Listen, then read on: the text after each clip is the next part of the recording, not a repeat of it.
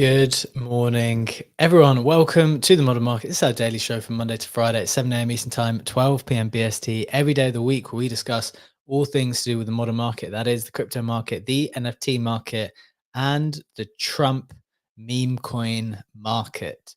Crazy activity over the last 24 hours. We'll have the exact or the attempted exact TLDR of what we know so far to bring to you today, as well as all the other important headlines and price action that you need to know.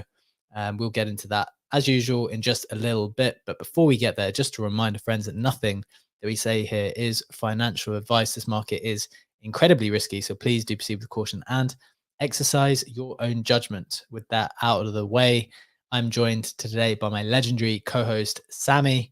Sammy, how are you doing? It's Friday. It's the 9th of August. How are things on your side? TGIF. Yeah, it's good.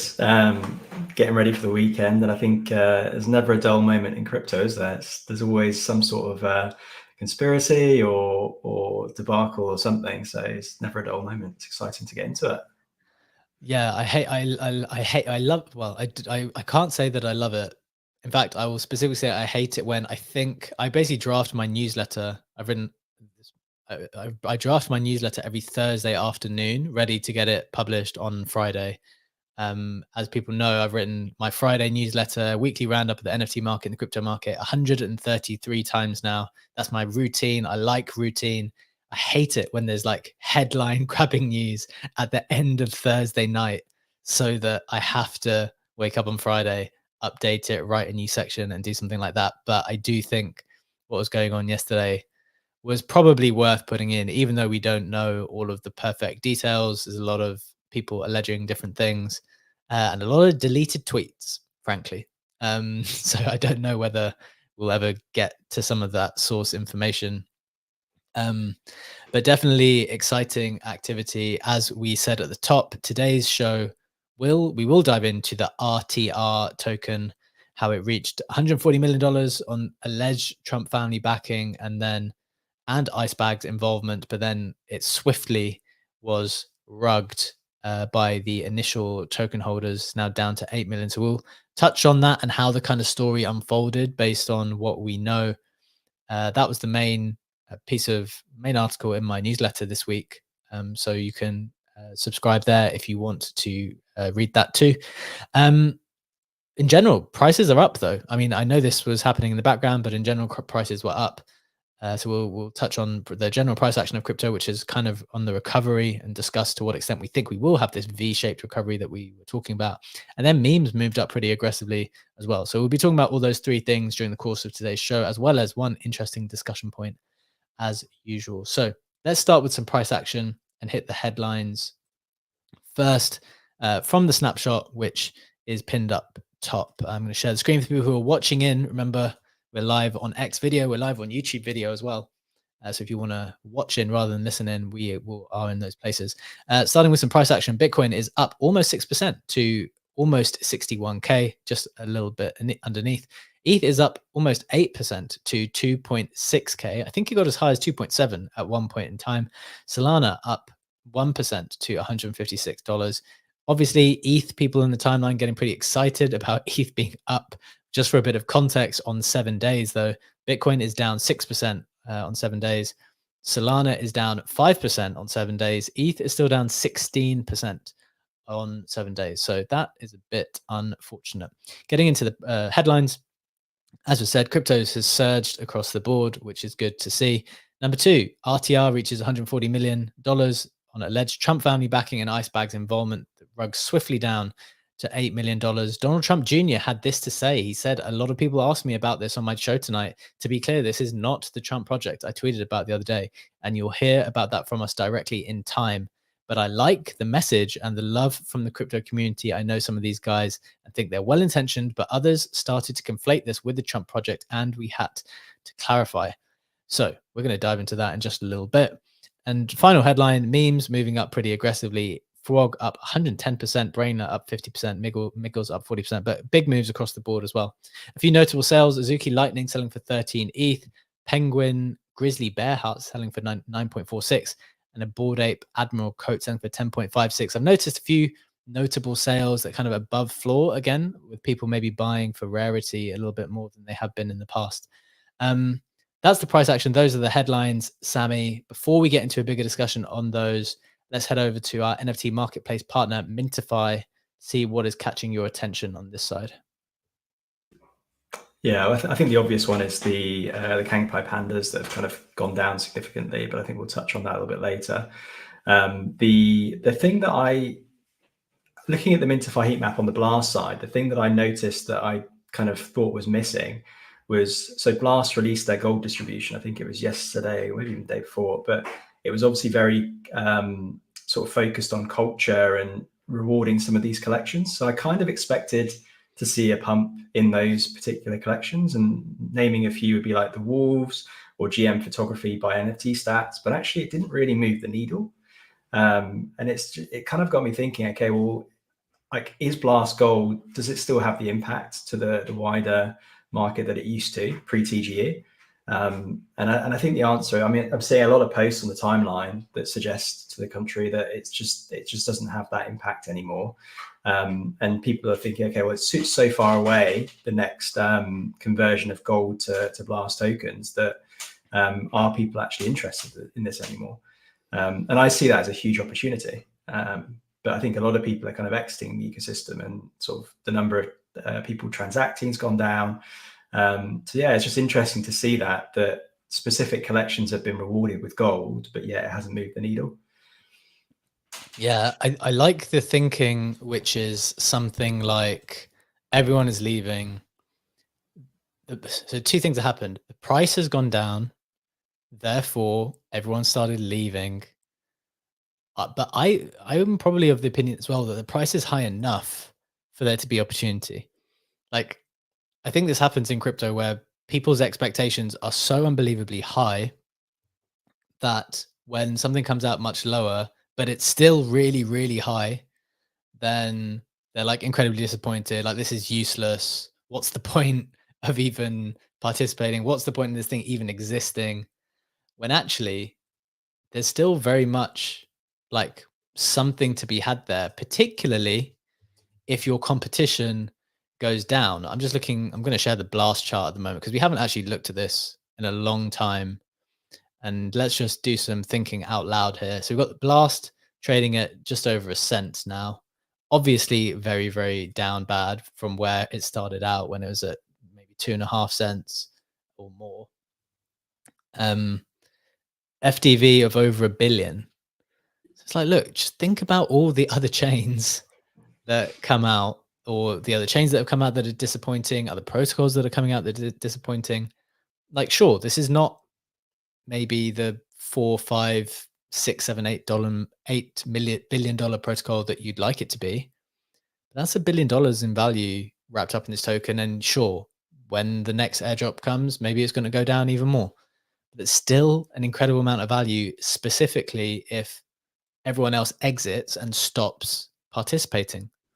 And I think also, if you think about it at TGE, the amount of like attention and the amount of farmers that were in there trying to get a portion of that pie when it was at 2.5 cent, like, you're only down to 1 cent, but yet there's barely anyone, or it seems like there's barely anyone actually farming. So actually, if you did this consistently over the next sort of 11 months or 10 months or however long it is, you would get a significantly bigger portion of that pie with a lot less effort. And it's just something that I'm kind of mindful of, that while everyone's kind of leaving the ecosystem, I guarantee you in April next year, the hype will come back in, people will start flowing back in, and then it'll be too late because they would have missed out on 10 months of that. So they're only going to get 2/12 of that farming, and it's going to be heavily diluted in those 2 months. So it's just something I'm paying attention to, and there's protocols and there's applications on there that I actually find really interesting, like Fantasy Top's decent. Like, I've had 0 additional capital put in since like I started. So it's just, I've got my initial capital that I've kind of been farming for a while. Sure. Got all the cards. Same with Cambria, same with Wasabi, same with like Blitz, like all these protocols, and now a new prediction site where you can effectively hedge for 0 cost with Polymarket to kind of net the gold. So it's just super interesting that there's a lot of opportunity out there. I like the idea. For me, it's because I think when people hear what you're saying, I imagine that there'll be a certain group of people that would say, um, Blast it's just terrible. It it disappointed. It will continue to disappoint. It's quite a big bet to make. But the reason why I like the thinking, and it's not really even about Blast, frankly. It's not about Blast. It's about thinking about the opportunity that is available to you, the FTV that is kind of built up in a particular protocol or project, and then thinking, what's my competition? If when you just said something there, say the protocol, the token price is down 50% ish, maybe a little bit more, but I would say like what 95% of people have exited. So it's like, okay, token price down 50%, 90% of people exited. I don't know. Seems like a reasonable R&R to try Yeah, to like consider. you could probably get a 3x what you would from the previous airdrop in this next airdrop for a fraction of the effort. And it's just like that to me. Yeah, it's just there was a trader, I can't remember who it was, but he basically counter traded PFPs for a long period of time. So if Bored Apes would be dissing on a particular project, he would actually bid that project because he'd be like, okay, well, they see him as a threat. And I think that counter trading the timeline is actually like, I reckon nine times out of 10, it's probably pretty lucrative. And if everyone's saying, oh, remember the Blast airdrop, it's down like 60, 70%, like surely that's a good buying opportunity. And it's similar with Sol and ETH. Like people looking at the Sol ETH chart, like ETH didn't bounce as hard as Sol, so everyone was kind of rotating into Sol. But actually, since then, that's done relatively well. So if you look at that chart, it's had a bit of a comeback. So Yeah, I mean, all of these things are relative. Personally, I wouldn't mess around with the token because people might have said people have been talking down on Blast, and frankly, the people talking down on it have been right up to this point. Like it came out lower than expectations, and it's continued to go down. So all those people talking down on it would be the correct people up until this point. I'm thinking about it more in terms of, yeah, there's just this interesting opportunity where the supply and demand basically of participants has shifted. Um, and so it's worth running the numbers again, I think is where I would come out at. yeah, it's the attention and the dilution. Just Yeah, looking at those two elements and just seeing if yeah, you kind of those things have net even. just exactly. It's just adjusted, and it's worth keeping an eye on. Yeah, so we'll keep an eye on that. Fortunately, Sammy is still participating quite a lot over there, so we'll be able to keep you up to date on that. Let's get into. We're going to be running a slightly contracted show today because I have to get away. So let's get straight into the other bits of news that we think are important.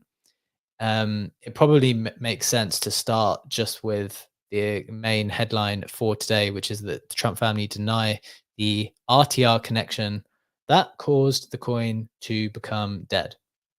This is the screen.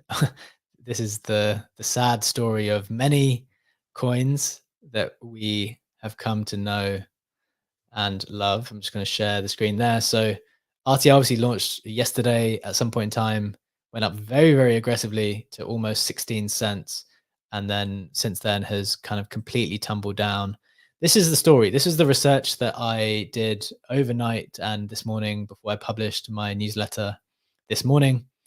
Trump family deny Memecoin rug. What happened? So I'll take you through the story as I know it. And Sam, want to come to you straight away to kind of get your thoughts on it. See if I've missed any details, any other thoughts.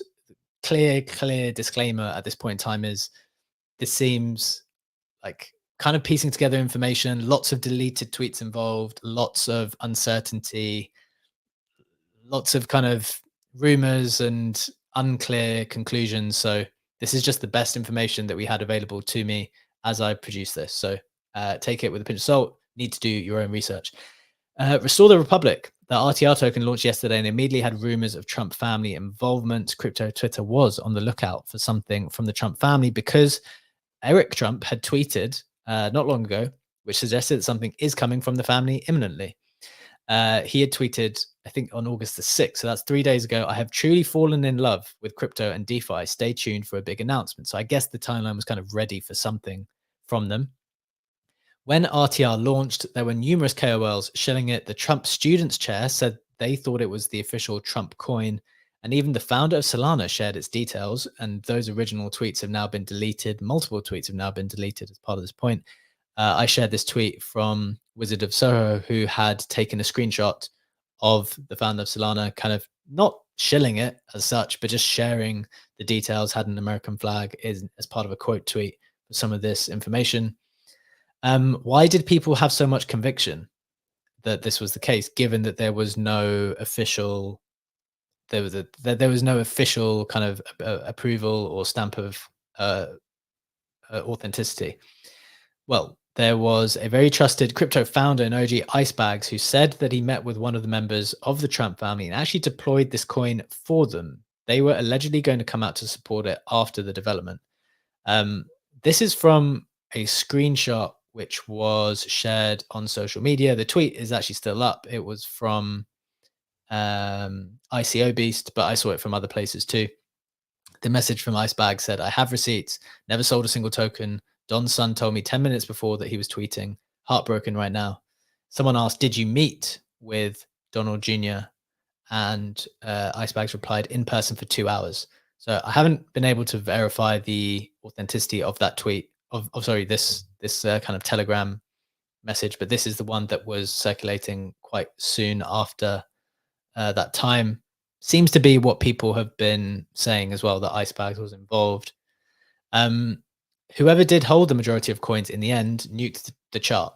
It has gone from as high as 140 million to 8 million, and a few hours later, Donald Trump Jr. denied any involvement. He said this: "A lot of people asked me about this on my show tonight. To be clear, this is not the Trump project. I tweeted about it the other day, and you'll hear about that from us directly in time. But I like the message and the love from the crypto community. I know some of these guys and think they're well-intentioned, but others started to conflate this with the Trump project, and we had to clarify." This raises the question then. This is the big question, right? Who the hell made all the money? Again, this is from my newsletter, which I published this morning, trying to get to the bottom of this. 5 insider wallets made over $4 million, according to a tweet from Look On Chain. It's unclear at the moment, ultimately. It's unclear who to trust necessarily. I don't know what the final conclusion is or where this will come out. I think there's been a lot of deleted tweets, and I'm sure, I don't know, people are going to be investigating this in a bit more detail. As Sammy mentioned just a little bit before, one of the consequences of all of this is that the Campai Pandas, which is Icebags' NFT collection, sold off about 40 something percent. It was at 0.75 ETH. Now I think it went down to 0.4-ish, as people, I guess, expressing their displeasure with his alleged involvement in all of this. But apart from that, I guess we have to see where we go. My conclusion was, with crypto getting increasingly politicized in the US and across the globe, feels like this type of activity will get insanely risky for everyone involved, because so much money is at play. Also, so much power is in play now, I think, too. Although, arguably, another coin rugging is nothing new to some extent. It's just maybe the profile of not just these people, because, it's just alleged that their involvement at this point. But in general, we've had the kind of celebrity coin meta already. Politify is kind of in the sphere now as well. We've got Polymarket, which is always betting on these real world events. There's like this move towards more and more prominent people being involved in some way in bets that you can make in crypto. So I think that's something to be aware of. But in the meantime, I guess these speculators have just got wrecked. So Memecoin enjoyers, beware. This was an unfortunate one for a lot of people. I saw a lot of people take some losses on this. So I hope it worked out for people, and I hope people did not get too badly hurt in it. Sammy, that is my quick summary from my newsletter, which went out just 25 minutes ago. What are your thoughts? What are your reflections? What are your thoughts on this? Well, I think just being associated with tokens, you have to be aware of the reputational risk if things go wrong. And I think if you're aware of that, then that's fine. You're making an informed decision. But I don't know whether Icebags was ill-intentioned or not. It's very hard to say. I think it's just unfortunate that if he did go into it with good intentions, then like he's unfortunately, it feels like he's been the fool guy in a sense, like if that is the case.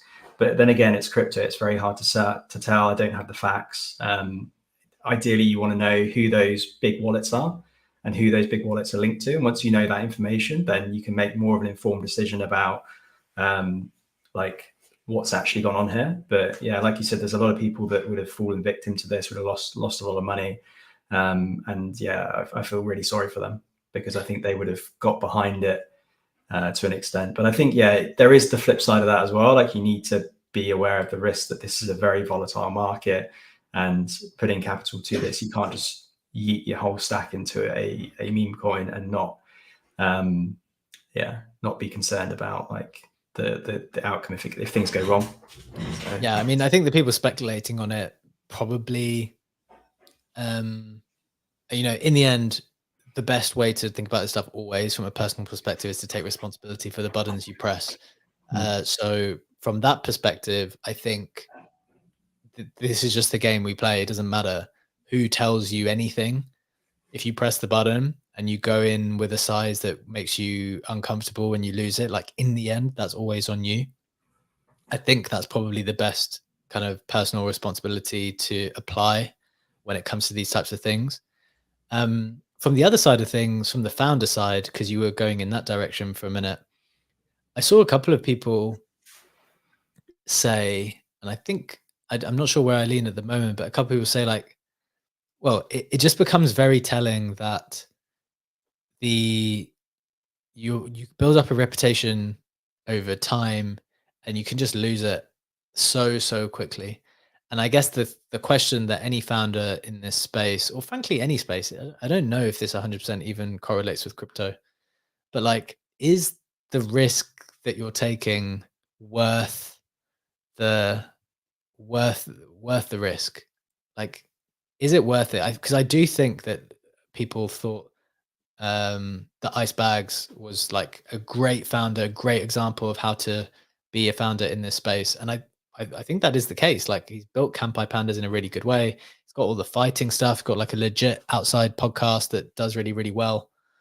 It's like, was this really necessary as part of some kind of onboarding strategy to try to get other people? Maybe it all becomes very tempting when you have very prominent people suggesting that they would be interested in working with you and trying to get involved in an industry which you are an expert in and they are not.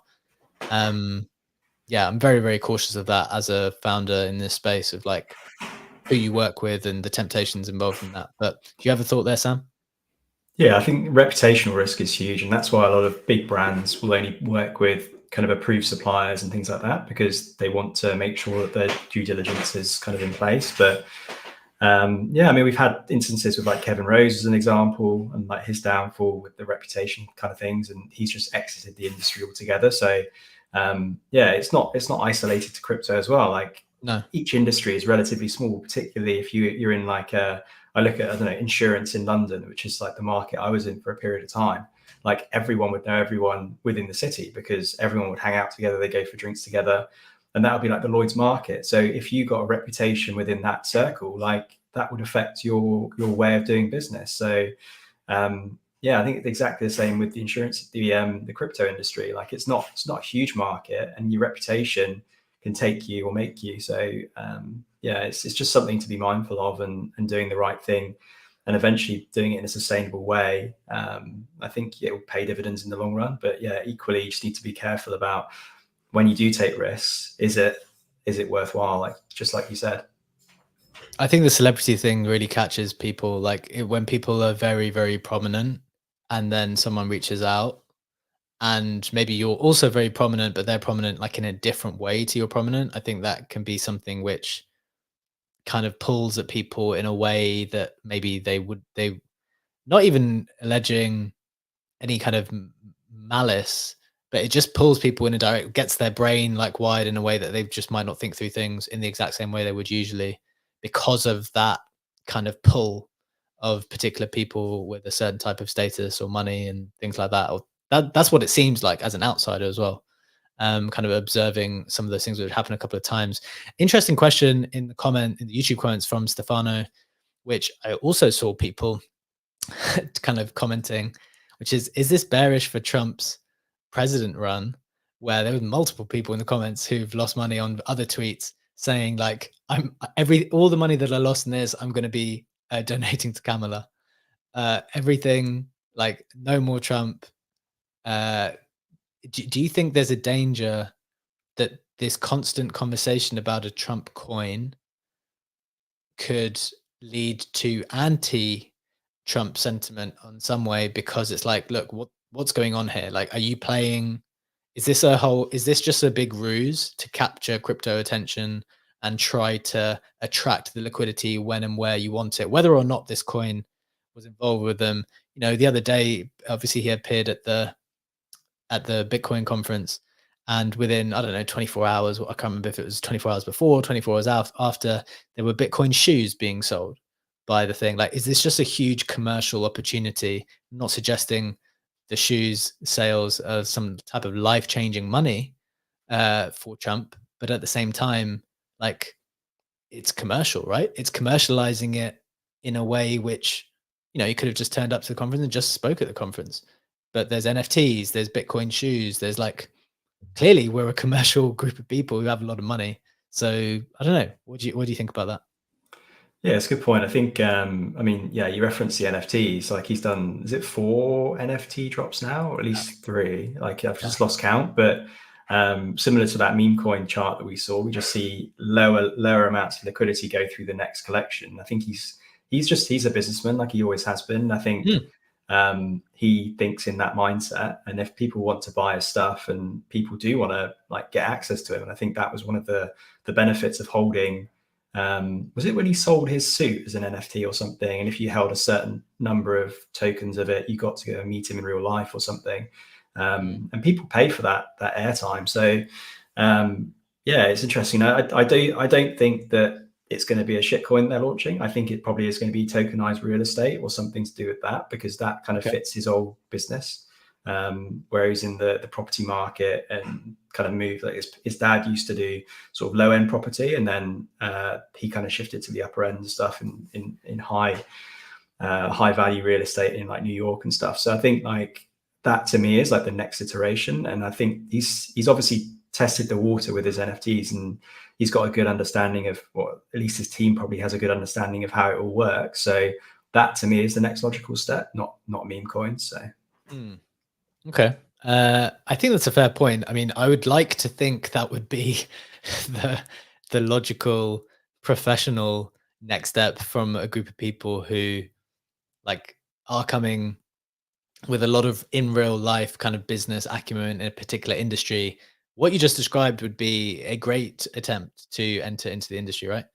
It would. You don't think that's the case? You think it's going to be a shitcoin?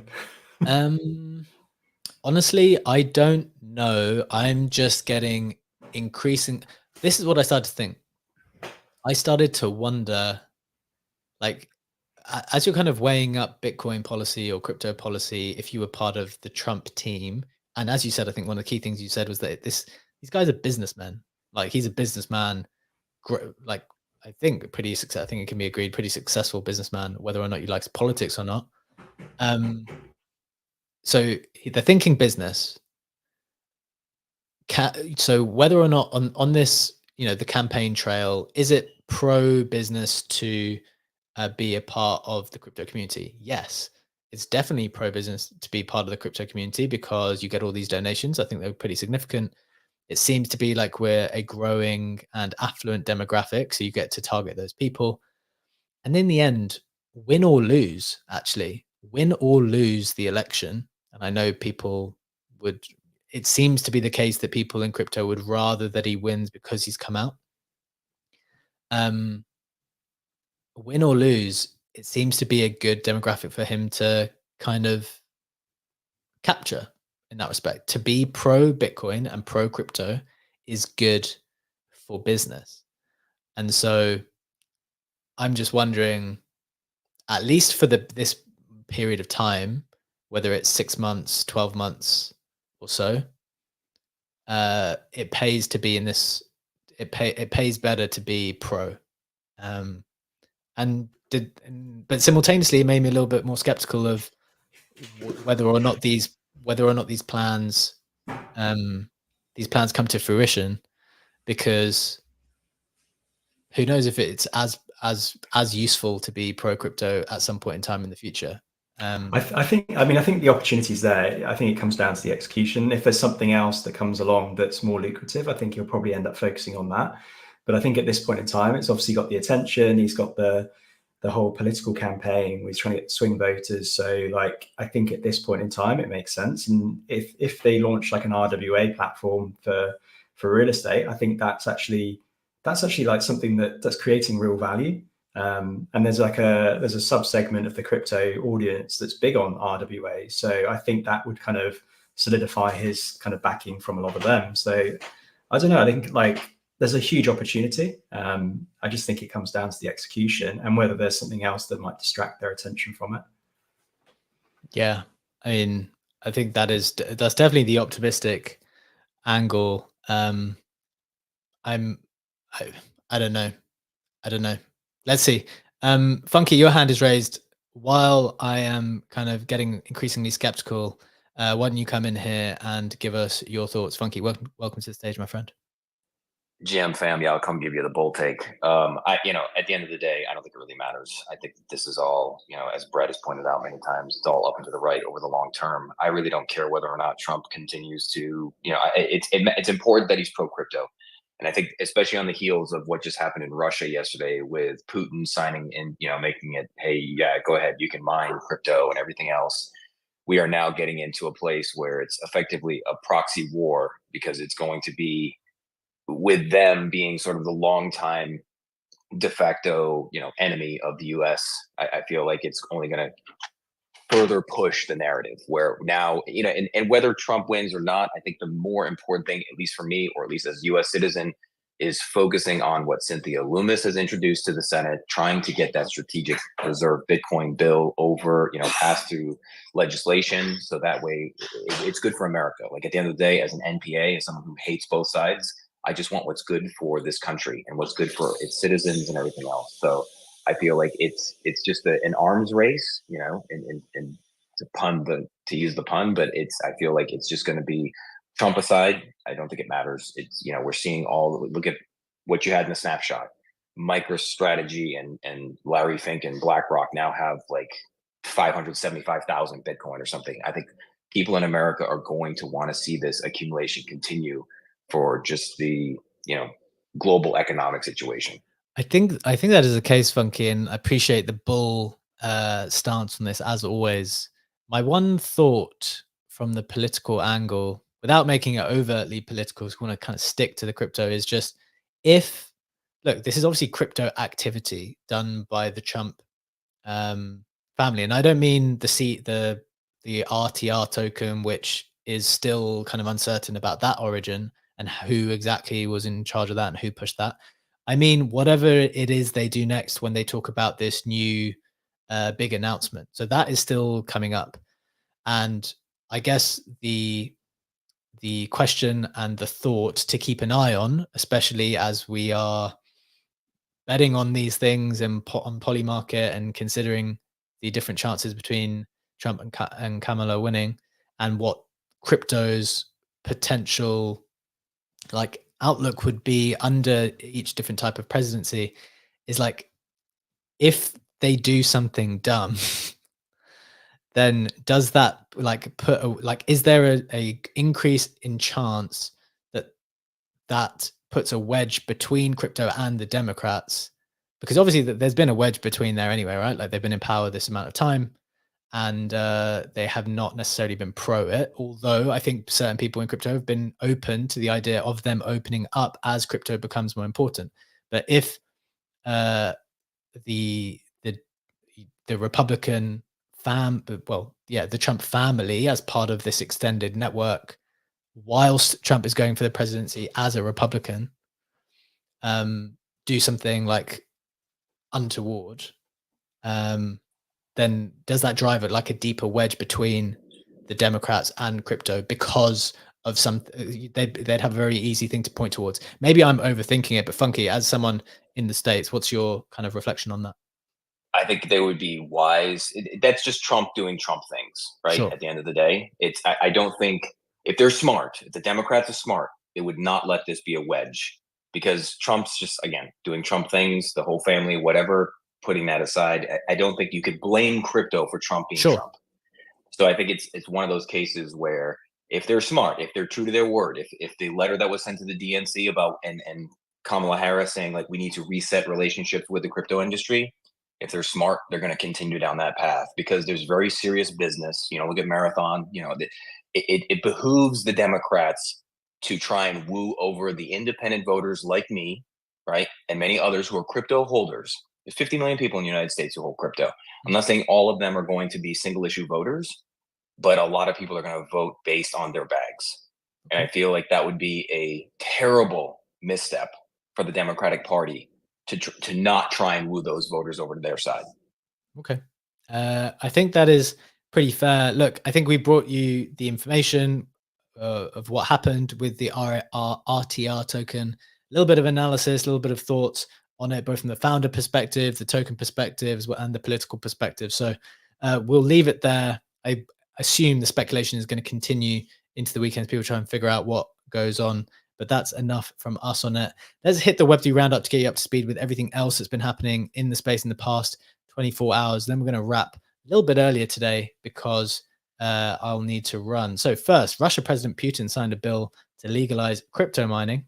Next, Franklin Templeton on-chain money market fund launches on Arbitrum. That's pretty big news. BlackRock stacking Bitcoin with another $164 million worth of buys yesterday. And as Funky mentioned, MicroStrategy and BlackRock's Bitcoin ETF combined now hold 570,000 Bitcoin worth over $32 billion. Pretty significant. Interesting on the Memecoin side, on Pump Fund announces free coin creation. That's as if there weren't already enough coins being created, making it putting the barrier even lower to create these coins. Final pieces of news on the more creative side. Animoca Brands partners with Lamborghini to drive brand engagement in automotive industry. Nouns plush by David Horvath, the creator of Ugly Dolls, sells out in Tokyo. Really, really cool stuff from David.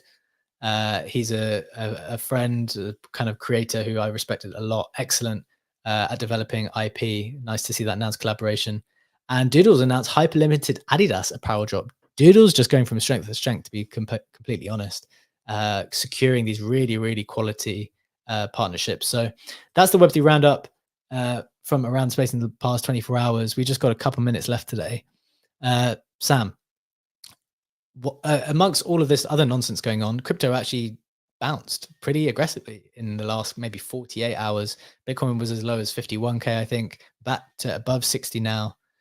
Do you think the V continues back to where we were? Are we just going to keep chopping the rest of the summer? How are you what's your state of the union in Sammy's portfolio? I think, well, I mean, it's anyone's guess at the end of the day. I think there's so many variables and ultimately it's driven by macro at the moment. So yeah, it depends what macros do. And that, again, you've got some of the smartest people in the world trying to figure that out. So like my guess is as good as any's. And I think for me, I'm positioned how I've always been positioned for some time in the majors, some stable So coins. no specific change, basically. No specific change for me. I think like you'll probably end up chopping for a little bit. It might go up, might go down. Who knows? Like it's just so hard to tell. I think the timeline sentiment has obviously shifted, I think, a little bit. But it's just like the past couple of months, it's just been so topsy-turvy, like with what people are thinking. It's like you go up at like 10, 20% and everyone's like all posting and all of a sudden it flips the narrative and everyone's bear posting. So I don't know, like I'm half thinking maybe it's probably prime time just to go out and touch some grass for a few weeks and just enjoy the summer or the last few weeks of summer before the sun here in the UK disappears. But yeah, I think ultimately mid to long term, I'm still bullish crypto. I think there's another leg up at some point. I just don't think it's going to happen in the next like couple of weeks or a month. Fair enough. To be completely honest, the smartest people I speak to just seem to be like completely chilled about the price action. Like it's something that's going on in the background, not kind of cutting and going from one position all into a different position, not trying to play Sol versus ETH versus Bitcoin and like rotate between all of those and catch the perfect thing. Just find like the right allocation between them and just be happy, enjoy the summer. And I think Stefano mentions as well, I think October, like, who knows, it could be October. And we looked at that chart where there were specific months that are more bullish than not. Like, there's a bunch of indicators that suggest that Q4 is probably going to be a better year. And I know a lot of protocols that are looking to launch tokens in September, October. So maybe that consensus is, if that comes to fruition and that market decides to kind of come to consensus around then potentially it would happen. But ultimately, like, I don't see this kind of stuff happening until probably 2025, realistically, like on a super cycle basis. But we have all this structural reform. I'm just focused on the midterm and just looking at probably like what innovation is happening as opposed to what price action is happening, because I think that to me is a lot more interesting. And I think you just end up pulling your hair out if you're focused on price the whole time. Good stuff. Well, if it's consensus, probably want to fade it in some way, but we will have to see. As always, guys, as I mentioned, we have to cut today's show a little bit short. Hopefully it was helpful getting into the RTR stuff and give you a quick roundup from everything else that's going on, as well as a little bit of reflections on price action at the moment. Have a great weekend. We'll be back on the other side. Take care. Thanks to my legendary co-host, Sammy. Thank you to Tiro and Funky up on stage with us. Have a good weekend. We'll see you on this other side. Bye-bye.